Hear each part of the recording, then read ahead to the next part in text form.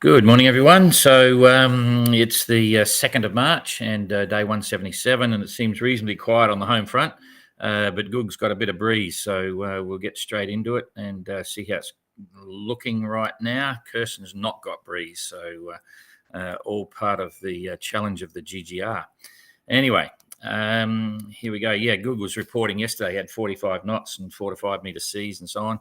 But it looks a little bit less on the screen here. But nonetheless, that's the way it works sometimes. But anyway, we didn't give him a weather alert, but he's going in the right direction. That's the good news. And Kirsten's up in a hole. Abilash is doing okay, and Simon or Goog's hanging on to Simon. He's not getting too much of a breakaway. So coming right down to the back end here, as we thought yesterday, sadly, Ian is sitting in a bit of a hole. He's only averaging 1.1 knot right now. So also yesterday, I should say, we had a bit of a fuzzy screen. We think we've worked out what's going on. We're still playing with this system, and we haven't decided whether we're going to stick with this. We've got another one up our sleeve that we could try, but we'll persevere for today and tomorrow, or maybe we'll try the other one tomorrow if this one is blurry again today. So we'll see how we go. Yeah, so Ian's fallen in this hole of a high pressure system going nowhere, and Jeremy's having a good time. We spoke to him yesterday. Seems reasonably happy with what's going on and psyched up for heading south, which is what he's doing. It's getting a bit cold. Doing good speed, 6.6 right on the run line, heading in the right direction, and did 105 nautical miles yesterday. While we're here, we'll see what the distance to the finish is. Kirsten's 5,200 nautical miles exactly, distance to the finish. That's ticking over. Normally, we'd say if you didn't have the doldrums to go through, as well as the horse latitudes there, before she gets up to the next trade, you'd say that'd be 5 weeks from now. And that's probably a little early. We're saying mid-April at best. And probably the end of the third week of April. And Abilash, sure, he may be 3 weeks behind. Who knows? No, quite the reverse. It's going to be neck and neck all the way up to the equator. I can see that. And we'd say the first boat home, whichever that is somewhere around mid-late April. So, I'm saying the third week of April. That's my projection at the moment. They've got a few challenges ahead. Goog is about 1,300 nautical miles behind Kirsten at the moment, which is pretty good, all things considered. So, 1,300, that's 10 days or so, not too bad. And Ian Herbert Jones, way down the back, he's still got 9,262 to go. And then in the Chichester boats, we've got 6,400 for Simon, a little bit ahead of Goog, and 8,400 for Jeremy. So not looking too bad. Anyway, okay, so I'm going to cut it back a bit so we can see developing weather around these two as we go forward. From here, we'll toggle it forward. And Jeremy's got more of the same, of course, and Ian's running right along the middle of that. So there's not much wind in store for him for a while, certainly until after midnight or tomorrow. And Jeremy will be moving forward with that breeze. So he'll hold the breeze as he goes forward. This is nearly 24 hours ahead. So 24 hours ahead, he's still, now sitting up here somewhere and making good time. Ian's in the mix of everything. Headwinds in front of him, tailwinds behind him, head down here. It's just completely screwed over for him. So the next 24 hours, he's sure to tweet and say, this isn't fun. But anyway, that's the name of the game. And then he should get moving again. So that's 24 hours out and then moving along.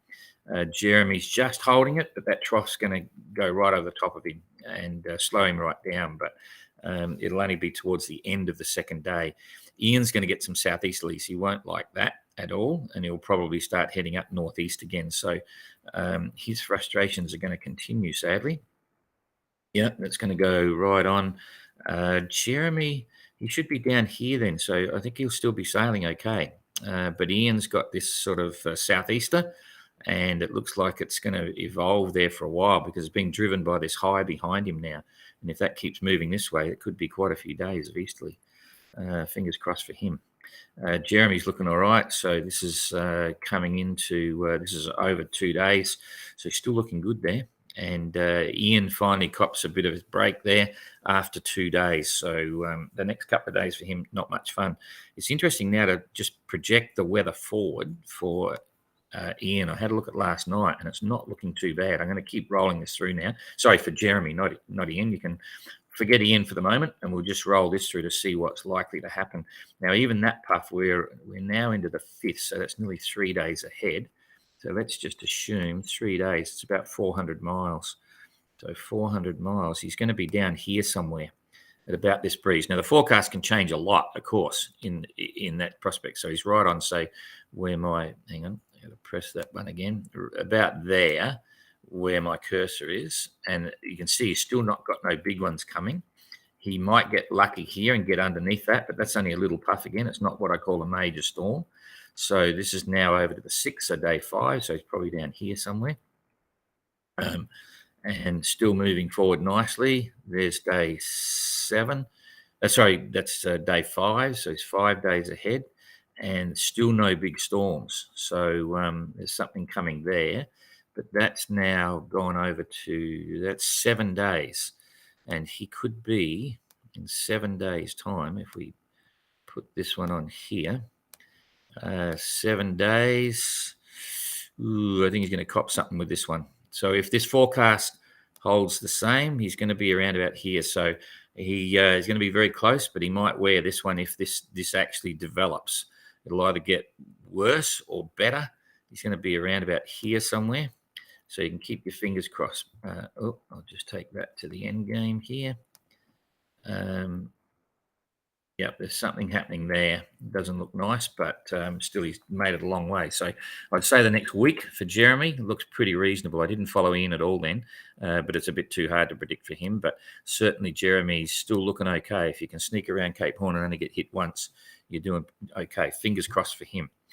Okay, so now let's look here at what's going on with Captain Goog and Simon.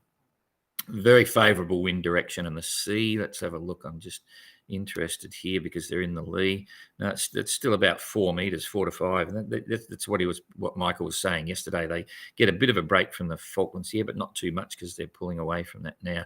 Currents, I think, are still going with them. There's a current flow here, yeah, that's pushing them through, helping their course. So right now, Goog's managing 6.6 knots. He's done 135 nautical mile day. Simon's done 140 nautical mile day. So he's holding his own with Simon, which is pretty cool. Simon's doing 6.9 knots at the moment because remembering they're both Biscay 36s. Simon is a relatively light cutter rig, whereas Goog's a little bit heavier probably with the fit out and so on, and a catch rig. So interesting to watch the two play off against each other. So coming back to the wind, and seeing what's going to happen here in the next 24, 48 hours. All very much the same. They're not, that's a good breeze there. You know, they're making good time, no complaints, and there's some big stuff coming up, and it's going to swing around a bit. So you can see when that happens, they'll peel off on port tack to the east. They'll come around here, and that's going to happen within the next 24 hours. Because not quite 24 hours. There we are now at 24 hours out. So I'll check this on windy after, but that looks like it's going to be 30 something, gusting 40 something again. And the sea, strangely in a northerly, you don't get as big a sea as you get in a southwesterly and so on. So the sea will probably hold about the same, about 4 to 5 meters. And it looks like it's moving fast. Yes, it is. So then they'll be in the clear again. That was probably, that'll affect or impact them for about 4 or 5 hours, which is not too bad. And then they're back to westerly again, which is pretty good. So they'll be on the move then, coming out here and making their way north. So that's in we're coming into day 2 now. So it's looking a bit mixed up. And boy, they're moving fast through here. So they've got one thing after another. Boom, boom, boom. So there we are, 2 days out, and they're back into the solid, stronger than it is now, westerly. The seas will be building. They'll be up here somewhere. So they've still got tough conditions. And remembering where they are, if we come back here and we put the latitude grid over, they're still in the 50s. They're still in the furious 50s. And that's what happens. You saw it with Abilash and Kirsten. And here's the 40-degree parallel of latitude. So this is the roaring 40s. They're still now stepping into the roaring 40s. And it's not until you get north of that that it starts to settle down. So they're looking okay anyway. One thing we didn't do, I just want to see, sorry to diverge back, but I didn't do distances for a couple of things for Cape Horn for Jeremy before we leave him. There's about 1,300 miles to Cape Horn. Ian's got about 2,000, a bit over 2,000 miles to Cape Horn, so that's not too bad. And distance apart, I know everyone's interested in distances and so on. I'll just pick this up so it gives a bit of a better measure for Simon and Captain Good. Of course, Simon's in Chichester class and it doesn't really matter, but you get 2 boats in the water and you've got a yacht race. So people are always interested in how that's progressing. So on the rum line, Goog's about only 80 miles behind him still, so it's very much in touch. So not too bad there. Okay, so now back to the main game. There's going to be some excited and frustrated people in a minute when we show you what's happening with Kirsten. It's pretty much as we said before. Kirsten's going nowhere. Doing 0.2 of a knot, and it's been that way for a while. So she's only done 83 nautical mile a day. She's not happy with that, but that's life. And Abilash, on the other hand, has done 150 nautical mile a day, and he's currently making 5.9 knots right on the rum line. And so for now, the effective gap, remember it was about 500 miles or so before, their separation is quite solid. They're 550 miles apart. But if you bring it back to the rum line, if we say equivalent positions of where we're going, maybe that's a bit wild. That's a fair enough expression. 240 miles, maybe less.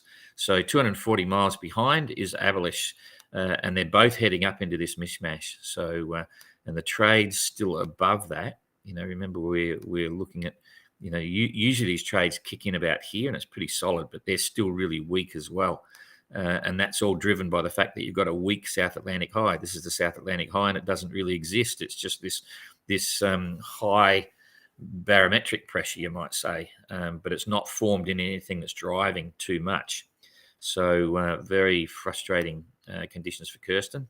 And Abilash is still sailing, but he's going to impact that soon unless he tries to tack up here. But that's, cheapest, big mistake. Sorry. That's the current weather. I was kicked forward still, but it doesn't really change much. You can still see weak trades there, trying to form up into a high pressure system here, but it's not got too much strength to it. So let's just roll that forward and see what we can project for the days ahead. So this is every hour, and you can see Abilash is still holding it, not for long. Kirsten's just sitting there, doing nothing. This is about 5-6 hours ahead. Then she's got some light headwinds, whereas Abilash is still sailing. So he'll be sailing up here, doing normal speeds. Kirsten's now got light headwinds. So she'll have to tack into that, and they're getting up a bit stronger. Those headwinds there that she's got now, I wanted to show you the whole lot above, but you can't see it too much. These headwinds there, they're probably 12, 15 knots or so, which is not fast. So she'll have to decide where she wants to go. But again, Abilash is still sailing. Coming forward, it's not clicking. Come on. So that little band of headwinds that Kirsten sat in disappeared, and whatever's going on here with Abilash, he hasn't got a lot of wind, but it's still in the right direction. So he's still sailing. Again, and we're now 24 hours out. So in the next 24 hours, Kirsten's gone virtually nowhere, and you could say Abilash has done probably at least 80 miles, 100 miles maybe. He's going to be right up here, so you can see what's happening. I'd say he's probably going to be there. So if you draw a line across, they're basically neck and neck now.